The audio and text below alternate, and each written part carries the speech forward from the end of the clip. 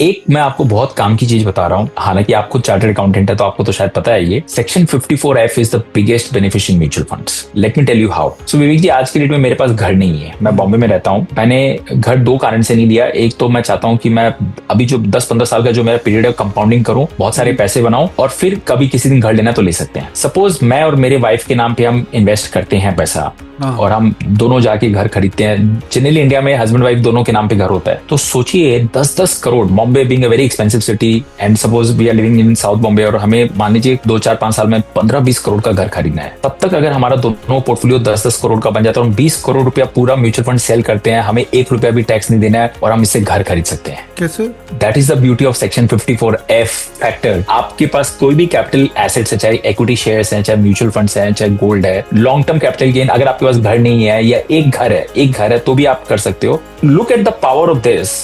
आप 24-25 में अपनी जर्नी शुरू करते हो म्यूचुअल फंड्स की। 10 साल आप भर के SIPs करो, पैसा डालो। सपोज वो 2-3-4 करोड़ का पोर्टफोलियो हो गया, 5 करोड़ का हो गया। कलकत्ता में रहते हो, दिल्ली में रहते हो, कहीं भी रहते हो, आप 3-4 करोड़ का घर खरीदते हो। आप वो पूरा म्यूचुअल फंड बेचिए और जाके एक घर खरीद दीजिए, आपने 1 भी रुपया टैक्स नहीं दिया as per the current tax rules. ये चीज PMS या डायरेक्ट स्टॉक पोर्टफोलियो में नहीं हो सकती है विवेक जी, बिकॉज आप हर साल चर्न कर रहे हैं, हर साल आप टैक्स बना रहे हैं। आप लम सम लास्ट में 5 साल के बाद आपको टैक्स नहीं आ रहा है एक साथ में। यहाँ पे आप इन वन गो टैक्स बचा रहे हैं। And many intelligent people were not aware about this.